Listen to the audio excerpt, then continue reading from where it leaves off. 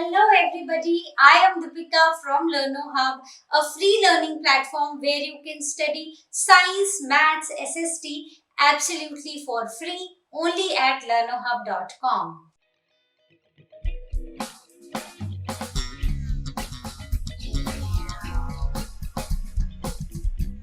तो बच्चों आज हम बात करने वाले हैं क्लास 7 साइंस के नेक्स्ट चैप्टर की जो है waste water story.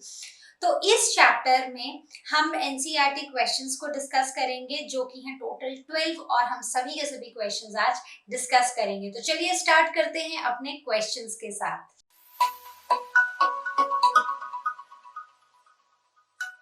Question number 1, fill in the blanks. सबसे पहले है cleaning of water is the process of removing.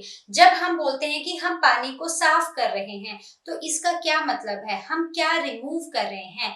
What we are removing, we are removing pollutants. What we are removing, pollutants.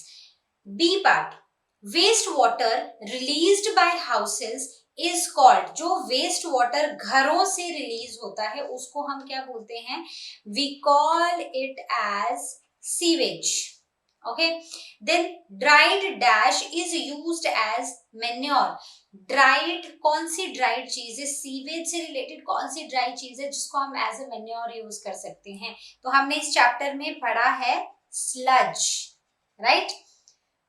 D part, drains get blocked by. अब जो drains हैं वो किससे block होती हैं, अगर हम सीवेज की बात कर रहे हैं, हम घरों से जो गंदा पानी निकल रहा है उसकी बात कर रहे हैं, तो उसमें बहुत सारी चीजें हैं जो कि ड्रेन्स को ब्लॉक कर सकती हैं, जैसे कि किचन वेस्ट है, ठीक है, किचन वेस्ट और फैट्स एंड ऑयल्स, ठीक है, ये सारी चीजें हमारे ड्रेन्स को ब्लॉक कर सकती हैं। Question number 2, what is sewage? Explain why it is harmful to discharge untreated sewage into rivers or seas. तो सीवेज क्या है, सीवेज बेसिकली एक वेस्ट वाटर है जो घरों से निकलता है, जिसमें मेजर क्वांटिटी जो होती है वो पानी की होती है और बाकी उसमें वेस्ट मटेरियल देखा गया है, जैसे ऑफिसेज से, घरों से, इंडस्ट्रीज से, फैक्ट्री से, हॉस्पिटल से, ये सारा का सारा क्या होता है, this is sewage. So the liquid waste that has water at its largest component along with the various various types of impurities like waste from houses, offices, factories and hospitals. तो अब ये जो डिस्चार्ज है sewage का, ये अगर हम कहीं रिवर्स में या सी में डाल देते हैं तो ये कैसे हार्मफुल है, हमें वो बताना है। तो अब अगर हम ये सीवेज देखें तो हमने इसमें बोला कि लिक्विड है, उसके साथ साथ और भी बहुत सारा वेस्ट है। So the complex mixture containing suspended solids. अब इस पानी में कुछ सस्पेंडेड सॉलिड्स होते हैं, कुछ ऑर्गेनिक और इनऑर्गेनिक इम्प्योरिटीज होती हैं, न्यूट्रिएंट्स होते हैं, saprotrophic and disease causing bacteria होते हैं और बहुत सारे माइक्रोब्स, ऐसे छोटी छोटी चीजें जो हमें अपनी आंखों से दिखाई भी नहीं देती हैं। सो ये सारी चीजें होती हैं इस पानी में, सीवेज के अंदर। So discharging this untreated sewage into the water bodies will pollute them. Obviously जब इतना कुछ है, उसमें impurities है, उसमें organic, inorganic waste है, उसमें nutrients भी ऐड हो जा रहे हैं, उसमें solids हैं, ये सारी चीजें जो हैं जब ये पानी में जाती हैं तो ये क्या करती हैं, ये उस पानी को भी गंदा कर देती हैं, ये उस पानी को पोल्यूट कर देती हैं। So the contaminated water is dangerous for aquatic life of plants and animals. तो अगर हम देखें अब ये पानी कंटेमिनेट हो जाता है, इसमें बहुत सारे न्यूट्रिएंट्स होते हैं, डिजीज कॉजिंग माइक्रो ऑर्गेनिजम्स होते हैं, तो क्या होता है कि जो वाटर में रहने वाले प्लांट्स और एनिमल्स हैं ये उनके घर को कंटेमिनेट कर देते हैं, right. It may spread many diseases like cholera, typhoid, polio, meningitis, malaria and dengue. तो ये बहुत सारी डिजीजेस भी कॉज करते हैं। मान लो कि ये गंदा पानी हमने पी लिया, ठीक है, देखने से शायद हमें वो साफ लग रहा था लेकिन वो पॉल्यूटेड वाटर था, तो उससे बहुत सारी वाटर बॉर्न डिजीजेस होने का खतरा रहता है। So we have to be very careful while drinking water. Question number 3, why should oils and fats be not released in the drain? Explain. तो हमें oils और fats को क्यों नहीं रिलीज करना चाहिए ड्रेन्स में? तो जो ऑयल्स होते हैं और फैट्स होते हैं they can clog the drain, वो एक्चुअली ड्रेन्स को ब्लॉक कर सकते हैं, reducing it's effectiveness in filtering water. ठीक है, तो उसमें जो पानी का फिल्ट्रेशन है वो भी मतलब वो भी अफेक्ट होगा। और ओपन ड्रेन्स में क्या होगा, they will block the pores in soil and thus hamper the filtration by soil, क्योंकि सॉइल भी कहीं ना कहीं वाटर को फिल्टर करती है, बड़ी बड़ी चीजें ऊपर रह जाएंगी। ठीक है, जो लार्ज सॉलिड वेस्ट होगा, लेकिन जो पानी है वो क्या होता है, वो चला जाता है, वो सीप इन हो जाता है। तो ये जो ऑयल्स हैं और फैट्स हैं, they somewhere they block the drains and also secondly जो सॉइल की एबिलिटी है पानी को फिल्टर करने की, उसको भी ये हैम्पर करता है। Question number 4, describe the steps involve in getting clarified water from waste water. अब हमें वो स्टेप्स बताने हैं जिससे हम वेस्ट वाटर से साफ पानी बना सकते हैं।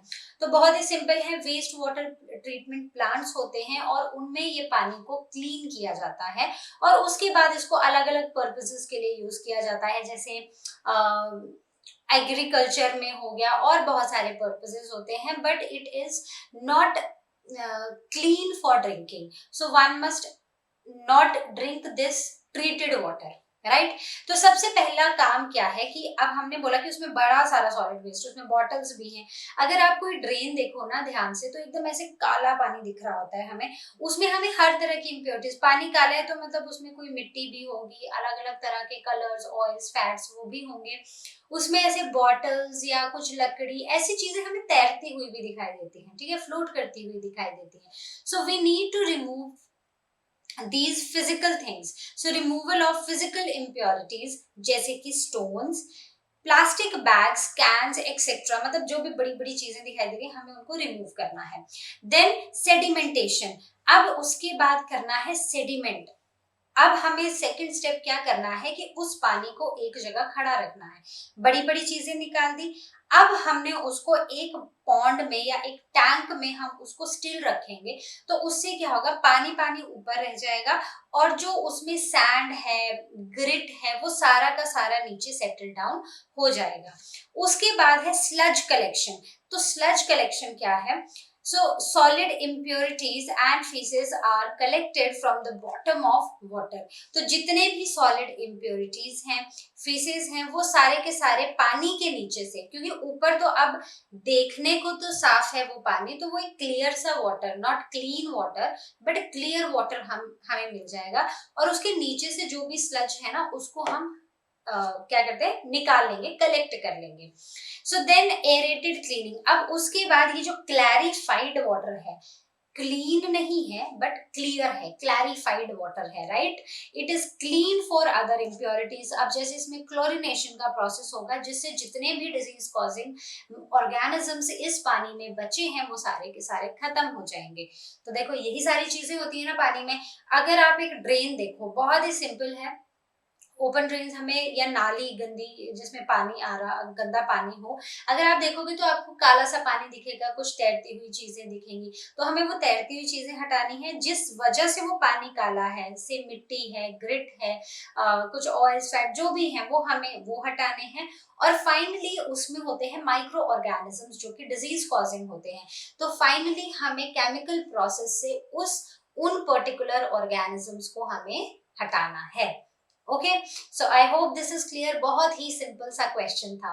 जब आप हायर क्लासेस में जाओगे तो ये जो वेस्ट वाटर को आप कैसे क्लैरिफाई करोगे, इसके ऊपर आपको काफी लंबा सा क्वेश्चन आएगा। सो this is just the basic और बहुत इजी है समझने के लिए।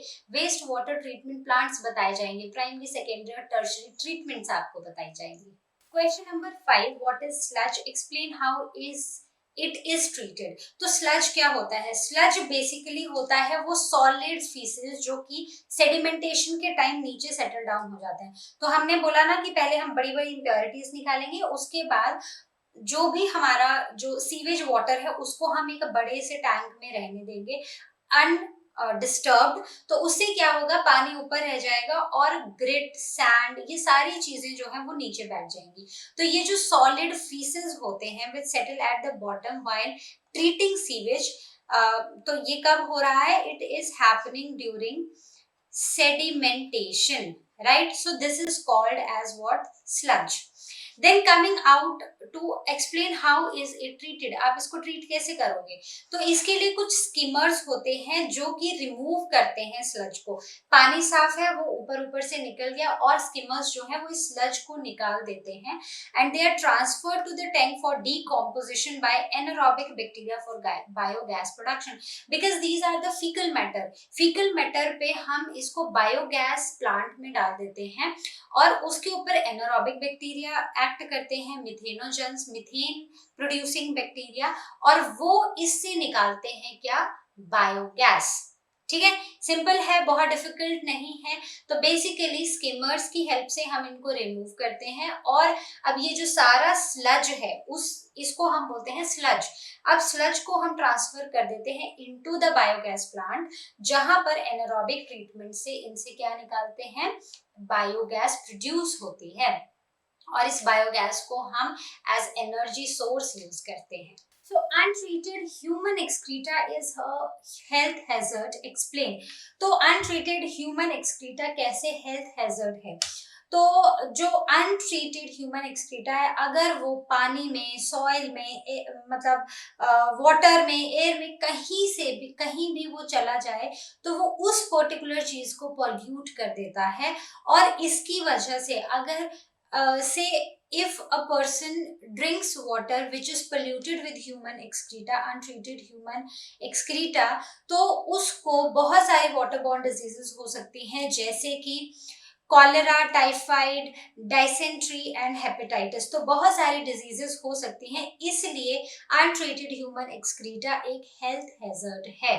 Okay, now question number 7, name 2 chemicals used to disinfect water. कोई 2 केमिकल्स बताने हैं जो वाटर की डिसइंफेक्शन में हेल्पफुल होते हैं। तो सबसे पहले यू रिमेम्बर जब हम पढ़ रहे थे कि हम पानी को कैसे क्लीन करेंगे, ठीक है, कैसे क्लैरिफाई करेंगे वेस्ट वाटर को, सीवेज को, तो हमने उसमें एक लास्ट में जाके पढ़ा था कि जब हमने सारे बड़े बड़े से इम्प्योरिटीज हमने रिमूव कर दिए तो उसके बाद हम वाटर की क्लोरिनेशन करते हैं, मतलब क्लोरीन ट्रीटमेंट देते हैं वाटर को। तो क्लोरीन जो है, it is a chemical which is used to disinfect water. So it is a chemical which is used to disinfect water. And there is one more chemical, that is ozone. So ozone and chlorine are the 2 chemicals which are used to disinfect water. Water से जो harmful organisms है, micro organisms है, उनको remove करने में help करते हैं। Question number 8, explain the function of bar screens in a waste water treatment plant। तो बार स्क्रीन्स का क्या फंक्शन है वेस्ट वाटर ट्रीटमेंट प्लांट्स में। तो रिमेम्बर जब हमने पढ़ना शुरू किया था वेस्ट वाटर क्लैरिफिकेशन, तो हमने उसमें पढ़ा था कि सबसे पहले ना जो बड़ी बड़ी चीजें होती हैं, जैसे पानी में तैर रही हैं, बॉटल्स हैं, कुछ वुड के पीसेस हैं, लॉग्स हैं, ठीक है, तो बहुत सारी चीजें हमें गंदे पानी में तैरती हुई दिखाई देती हैं, तो हमें उनको रिमूव करना होता है। सैक्स हैं, स्टिक्स हैं, बहुत सारी टॉयज हैं, तो ये सारी बड़ी बड़ी चीजें हैं, तो इनको हटाने के लिए हम क्या करते हैं, हम ऐसे बार्स लगाते हैं। अब इन बार से क्या होता है कि पानी तो निकल जाता है, पानी के साथ सैंड, सिल्ट सब निकल जाएगा इन बार से, लेकिन यहाँ पर क्या फंस जाता है, इस तरफ फंस जाते हैं जो बड़े बड़े ऑब्जेक्ट्स होते हैं, जैसे कि rag, sticks, tin can, plastic packets, napkins, तो ये सारे इस तरफ फंस जाते हैं and they are not able to cross these bar screens. और इस तरह जो प्राइमरी जो हमारी ट्रीटमेंट है, इस स्टेज को हम बोलते हैं primary treatment of sewage. It is called as primary treatment, right. तो इसमें जो बड़ी बड़ी जो फ्लोट हो रही हैं चीजें, वो सारी रिमूव करने में हेल्प करते हैं bar screens. Question number 9, explain the relationship between sanitation and disease. तो सैनिटेशन और डिजीज में क्या रिलेशन है, तो बहुत ही इजी है। जो सैनिटेशन है और डिजीज है ये दोनों आपस में ना इंटर रिलेटेड है, ठीक है। तो सैनिटेशन और डिजीज में एक बहुत ही गहरा रिश्ता है। तो अगर आपके आसपास मतलब जो आपके आसपास की जगह है वो सैनिटाइज्ड नहीं होंगी, साफ नहीं होंगी, क्लीन नहीं होंगी, तो उसकी वजह से क्या हो सकती हैं, डिजीजेस हो सकती हैं। और अगर आपके आसपास अच्छे से साफ सफाई मेंटेन की गई है तो उससे जो डिजीजेस है उनके होने का खतरा कम हो जाता है। So the lack of sanitation leads to diseases and sanitation practices prevent the diseases. Then coming on to some more detail, so the poor sanitation lead to the growth of harmful microorganism। क्योंकि हमारे आसपास सफाई नहीं है तो हमारे आसपास क्या होगा, जर्म्स कलेक्ट होना शुरू हो जाएंगे, मतलब जर्म्स ग्रो होना शुरू हो जाएंगे, फ्लाइज हो जाएंगी, मस्कीटोज ग्रो होना शुरू हो जाएंगे। तो इनकी वजह से they are the source of spreading many diseases जैसे कि cholera, typhoid, polio, meningitis, hepatitis, dysentery. अब क्योंकि ये बहुत सारे ऑर्गेनिज्म हमारे आसपास ग्रो करना शुरू कर जाएंगे तो उनकी वजह से क्या होगा, उनकी वजह से जो डिजीजेस का स्प्रेड है ना वो बढ़ जाएगा, डिजीजेस का सोर्स बढ़ जाएगा और फिर डिजीजेस का स्प्रेड बढ़ जाएगा। तो इसलिए अपने आसपास सफाई रखना बहुत जरूरी है ताकि हमें कोई भी डिजीजेस ना हो और हम एकदम हेल्दी रहें। Question number 10, outline your role as an active citizen in relation to sanitation. तो हमें question number 10, outline your role as an active citizen in relation to sanitation. तो हमें अपना role as an active citizen हमें ये बताना है कि हम कैसे अपना रोल प्ले करें ताकि हम अपने आसपास सफाई रख सकें। तो बहुत ही सिंपल सी चीजें, अगर कहीं भी आपको ओपन ड्रेन्स दिखाई देते हैं तो वो ओपन ड्रेन्स को आपको रिस्पेक्टिव अथॉरिटीज को बताना है और उनको कवर कराना है, ठीक है। So open drains to be covered and keep our surroundings clean. और हमें अपने आसपास सफाई रखनी है तो उसके लिए हमें अवेयरनेस फैलानी पड़ेगी। Then chemicals like paints, insecticides, motor oil should not be thrown in drain which may kill the useful bacteria। तो हमने पढ़ा है कि जब ट्रीटमेंट होती है ना सीवेज की, तो पहले तो प्राइमरी ट्रीटमेंट होती है जिसमें वो मैकेनिकल ट्रीटमेंट होती है, मतलब जो मोटा मोटा जो बड़े बड़ी सी चीजें हमें दिख रही होती है हम उसको हटा देते हैं वो स्क्रीन से, बार स्क्रीन से। उसके बाद बायोलॉजिकल ट्रीटमेंट होती है जिसमें कुछ यूजफुल बैक्टीरिया होते हैं उस वाटर में और कुछ ऐड किए जाते हैं। उनको ऐड करने से वो जितना भी ऑर्गेनिक मैटर है उसको डाइजेस्ट कर देते हैं और उससे होता क्या है कि जो हार्मफुल चीजें हैं, जो हार्मफुल लिविंग ऑर्गेनिज्म उस पानी में है वो सारे मर जाते हैं। लेकिन अगर ड्रेन्स में इंसेक्टिसाइड्स होंगे, पेंट्स होंगे, मोटर ऑयल्स होंगे तो ये हमारे यूजफुल बैक्टीरिया को मार देते हैं, जिसकी वजह से जो वाटर है, वेस्ट वाटर है, उसकी प्रॉपर क्लीनिंग नहीं हो पाती है। तो हमें इस चीज की भी अवेयरनेस लोगों में फैलानी पड़ेगी। Then used tea leaves, solid food remains, soft toys, cotton, sanitary towel should also be thrown in dustbin। जो भी used चीजें हैं जैसे टी लीव्स हैं, फिर चाय छानते हैं, फिर वो चाय बच जाती है तो उसको हमें ड्रेन्स में नहीं डालना है बट उसको हमें डालना है डस्टबिन में। वैसे ही कोई सॉफ्ट टॉयज जो खराब हो गए हैं तो ऐसे नहीं कि ओपन ड्रेन देखी और वहां फेंक दिया, वहां नहीं डालना है, हमें डस्टबिन में डालना है। ऐसी बहुत सारी चीजें हैं जो हमें डस्टबिन में डालनी है, ना कि हमें उनको ड्रेन्स में डालना है। Then make people aware and encourage community practices to keep our environment clean। और हमें अवेयरनेस फैलानी है और इनकरेज करना है अपनी कम्युनिटी को ताकि लोगों में जागरूकता आए, लोग जाने कि सफाई क्यों जरूरी है और बहुत ही सिंपल तरीकों से कैसे हम अपने आसपास सफाई रख सकते हैं। Then separate trash as recycled waste and non recycled waste। तो रिसाइकल्ड और नॉन रिसाइकल्ड वेस्ट के लिए हमें सेपरेट ट्रैश कैन्स लगाने हैं, सेपरेट डस्टबिन्स लगाने हैं, जो कि ऑलरेडी स्टार्ट हो चुका है बट बहुत सारे लोग हैं जो इस चीज को फॉलो नहीं करते हैं। तो हमें इस चीज को फॉलो करना है, इससे एक तो हमारा जो वेस्ट जनरेशन है वो भी कम होगा और हम ऑलरेडी अपने ही लेवल पर वेस्ट जो है उसको अलग कर देंगे। Question number 11. Here is a crossword puzzle. So good luck. अब जो क्रॉसवर्ड पजल है उसके लिए मेरे पास जगह नहीं थी, लेकिन मैंने क्वेश्चंस लिख लिए हैं और उनको हम यहाँ सॉल्व करेंगे और यही वर्ड्स जो है वो आप जाके अपनी बुक में क्रॉसवर्ड पजल में लिखोगे। सबसे पहले है लिक्विड वेस्ट प्रोडक्ट। तो लिक्विड वेस्ट प्रोडक्ट को हम क्या बोलते हैं? लिक्विड वेस्ट प्रोडक्ट को हम बोलते हैं, जो तब से पढ़ते आ रहे हैं इस चैप्टर में, that is sewage.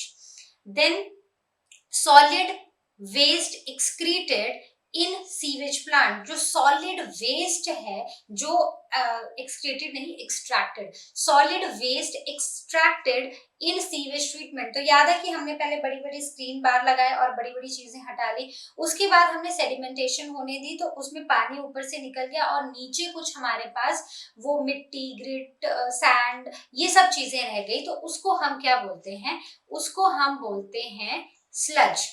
Then a word related to hygiene. Hygiene से रिलेटेड वर्ड बहुत ही सिंपल है, अभी तो हम पढ़ रहे थे लास्ट क्वेश्चन में, दैट इज सैनिटेशन।